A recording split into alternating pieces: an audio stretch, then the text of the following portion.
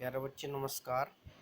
आज हम कक्षा 12 इतिहास के क्रमवार नोट्स में कुछ प्रश्नों को पढ़ेंगे जो हमने पहले भी कर लिए थे, लेकिन किसी टेक्निकल प्रॉब्लम की वजह से वो सही से उसकी व्याख्या नहीं हो पाई, आवाज़ में प्रॉब्लम आ गई थी। तो पहला प्रश्न है, दो स्मृतियों के नाम लिखिए।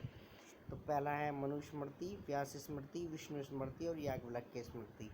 ये चार हैं, कई बार पूछा गया है, आप याद रखना आराम से, किन्हीं दो के नाम पूछे जाएंगे। अगला प्रश्न है, क्या आरंभिक राज्यों के शासक निश्चित रूप से क्षत्रिय होते थे? चर्चा कीजिए। हमें बताना है कि जो प्रारंभिक राजा थे वो क्षत्रिय ही होते थे या कोई अन्य भी होते थे। प्रसिद्ध सातवाहन राजा का नाम भी बताना है और उसका वर्णन भी करना है। ये प्रश्न इस तरीके से भी पूछ लिया गया है। तो पहला क्या है, धर्मशास्त्रों के अनुसार राजा क्षत्रिय वर्ग से होते के लोग ही हो सकते थे। देखो, धर्मशास्त्रों में लिखा गया है कि क्षत्रिय ही राजा होंगे, परंतु सभी शासक क्षत्रिय वर्ग से नहीं होते थे।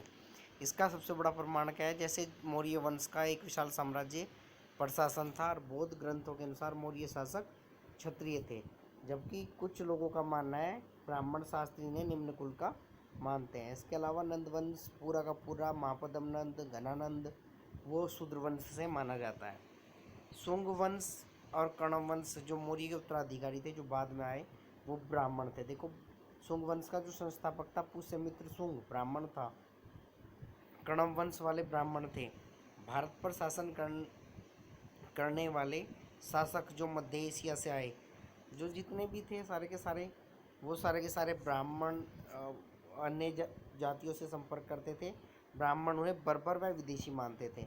देखो, कोई भी हो, जो भी उधर से आया, चाहे वो सिकंदर हो, यूनान के आक्रमण हो, ये सारे के सारे, और शक आए इधर से, वो सारे के सारे क्या थे?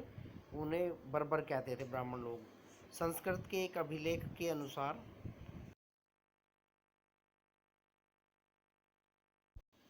कि प्रसिद्ध शक शासक जो था रुद्रदमन, उसने सुदर्शन झील का पुनर्निर्माण करवाया था।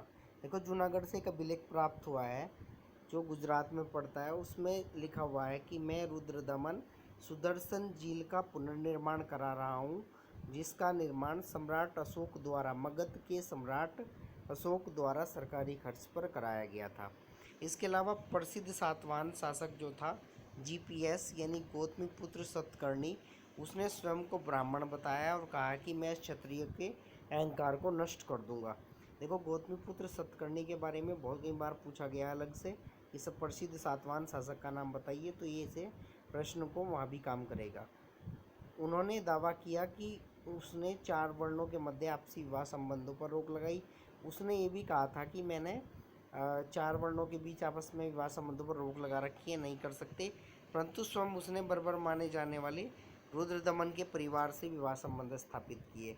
देखो, शक शासक बर्बर माना गए हैं, प्रसिद्ध शक शासक था रुद्रदमन, और फिर भी उसने रुद्रदमन के जो परिवार थे उससे संबंध स्थापित किए, विवाह संबंध स्थापित किए, लेकिन खुद मना किया उसने कि मैं चार वर्णों में नहीं कर सकता। उपरोक्त से स्पष्ट है कि भारतीय इतिहास में क्षत्रिय नहीं अपितु सभी वर्णों के लोग शासक बन सकते थे, जो उनकी शक्ति व बल पर निर्भर था। तो इसका हम विरोध करेंगे और लिखेंगे कि अतः केवल क्षत्रिय ही राजा नहीं होते थे, अन्य भी राजा हो जाते थे।